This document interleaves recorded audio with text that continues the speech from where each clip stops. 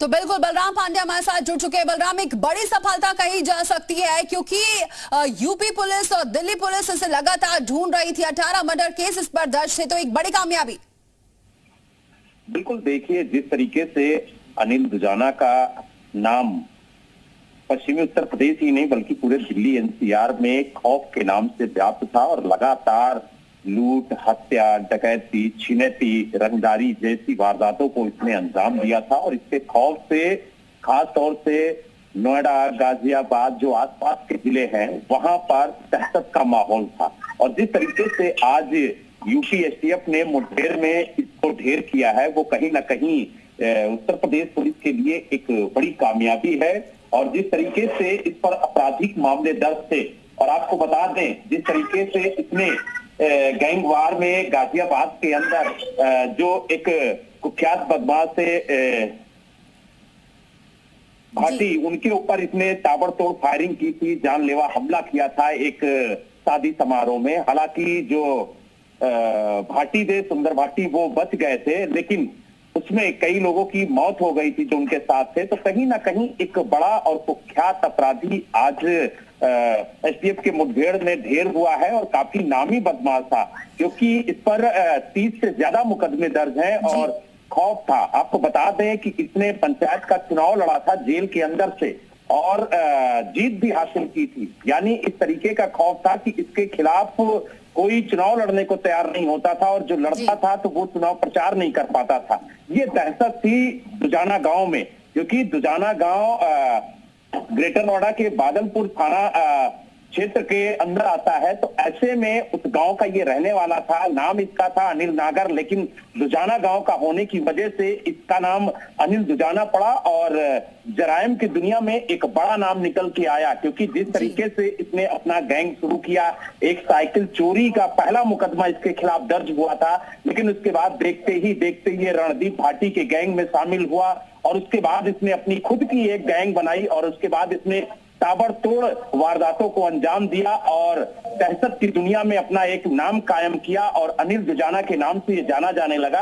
तो कहीं ना कहीं इसने बहुत ही कम उम्र में बड़ा नाम कमाया जराइम की दुनिया में और देखते ही देखते एक बड़ा नाम हो गया और खौफ का नाम ही ये माना जाता था कि अनिल दुजाना है। और यही वजह है कि लगातार उत्तर प्रदेश पुलिस और एसटीएफ इसकी तलाश कर रही थी और इस पर शिकंजा कस रही थी, क्योंकि इसके जो गुर्गे थे उनको लगातार पुलिस गिरफ्तार कर सलाखों के पीछे भेज रही थी। लेकिन कहीं ना कहीं पुलिस की भी ये कैसे कामयाबी लगी, क्या जानकारी मिल रही, कहाँ ये मुठभेड़ हुई, कितनी देर ये मुठभेड़ हुई और कैसे ये मार गिराया गया? देखिए, एसटीएफ के अधिकारियों से जो हमारी बात हुई उनके मुताबिक मेरठ में ये मुठभेड़ हुई और जो जानकारी मिली थी उसके अनुसार पहले से ही एसटीएफ ने फील्डिंग लगा रखी थी और कहीं ना कहीं ये माना जा रहा था कि अनिल दुजाना जो है वो इस तरीके की हरकत करेगा और यही वजह है कि जब मुठभेड़ हुई तो मुठभेड़ में अनिल दुजाना ढेर हुआ। तो एक बड़ी सफलता मानी जा रही है और जिस तरीके से उत्तर प्रदेश पुलिस लगातार अपराधों पर अंकुश लगाने के लिए और जो गैंगस्टर हैं उन पर अंकुश लगाने के लिए कार्रवाई कर रही है, तो आज एक बड़ी सफलता ये कहा जा सकता है कि एसटीएफ को मिली है।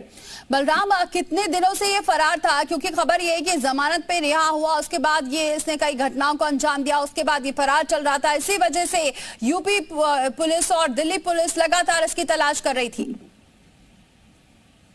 देखिए, अनिल दुजाना की तलाश उत्तर प्रदेश पुलिस ही नहीं बल्कि आसपास के जो राज्यों की पुलिस है, चाहे वो दिल्ली पुलिस हो, चाहे उत्तराखंड पुलिस हो, चाहे हरियाणा पुलिस हो, ये सभी अनिल दुजाना की तलाश कर रहे थे। क्योंकि अनिल दुजाना एक बड़ा नाम है अपराध की दुनिया में और यही वजह है कि इसकी तलाश हो रही थी। क्योंकि जब पुलिस ने पूरे मामले की छानबीन की, कई ऐसे आपराधिक मामले हुए जिसमें कहीं ना कहीं इन्वॉल्वमेंट जो है वो अनिल दुजाना का सामने आया। यही वजह है कि उत्तर प्रदेश पुलिस हो या फिर दिल्ली पुलिस हो, सभी अनिल दुजाना की तलाश कर रहे थे। लेकिन आज जिस तरीके से उत्तर प्रदेश एसटीएफ को कामयाबी मिली, उसको जानकारी मिली कि अनिल दुजाना मेरठ के आसपास देखा गया है और उसकी शनाख्त हुई, इसके बाद वहां पर फील्डिंग लगाई गई और जब इसको एसटीएफ ने रोकने की कोशिश की तो इसने एसटीएफ की टीम पर फायरिंग शुरू की और जब जवाबी फायरिंग हुई तो उसमें अनिल दुजाना मारा गया। तो कहीं ना कहीं एसटीएफ के लिए एक बड़ी कामयाबी मानी जा रही है और जिस तरीके से अपराध पर अंकुश लगाने के लिए लगातार खास तौर से अनिल दुजाना जैसे गैंगस्टर पर अंकुश लगाने के लिए एसटीएफ और उत्तर प्रदेश पुलिस काम कर रही है, तो जी। इसमें एक बड़ी सफलता है उत्तर प्रदेश पुलिस और एसटीएफ के लिए। बिल्कुल बलराम, ये भी खबर है कि 75,000 का इनाम भी घोषित था इस पर। देखिए, आपको बता दें कि अनिल दुजाना पर एक बार नहीं कई बार इनाम घोषित हुए, और जब ये फरार होता है तो उत्तर प्रदेश पुलिस ही नहीं, Delhi police, Haryana police, Uttarakhand police सभी इसकी तलाश में लग जाते हैं। और जिस तरीके से 2 वारदातों में इसकी संलिप्तता सामने आई थी, उसको लेकर के एसटीएफ और उत्तर प्रदेश पुलिस लगातार इसकी तलाश कर रहे थे। और जब मुखबिर की सूचना पर ये जानकारी मिली कि ये कहीं ना कहीं जो पश्चिमी उत्तर प्रदेश का मेरठ है वहां पर देखा गया है, तो वहां पर पुलिस की और एसटीएफ की सक्रियता बढ़ी। और आज जिस तरीके से मुठभेड़ हुआ, जो जानकारी मिली थी वो सच साबित हुई। और जैसे ही अनिल दुजाना वहां पर पहुंचा, एसटीएफ ने उसे रोकने की कोशिश की, और जब वो एसटीएफ टीम पर फायरिंग करने लगा तो जवाबी फायरिंग इधर से भी हुई, जिसमें वो ढेर हुआ है। और आपको बता दें कि लगातार अपराध की दुनिया में एक बड़ा नाम निकल करके अनिल दुजाना आया था। 2011-12 में जिस तरीके से इसने घटना को अंजाम दिया, जिस तरीके से इसने गाजियाबाद में AK-47 से सुंदर भाटी और उनके गैंग पर ताबड़तोड़ गोलियां बरसाई थी, उसके बाद ये फरार हुआ था। पुलिस लगातार इसकी छानबीन कर रही थी। 2012 में ये गिरफ्तार हुआ था। तो हत्या, लूट, डकैती, रंगदारी जैसी वारदातों को इसने अंजाम दिया, और 30 से ज्यादा वारदात इसके नाम अभी तक दर्ज हैं। कई मामले नोएडा, ग्रेटर नोएडा, गाजियाबाद, मेरठ में दर्ज हैं।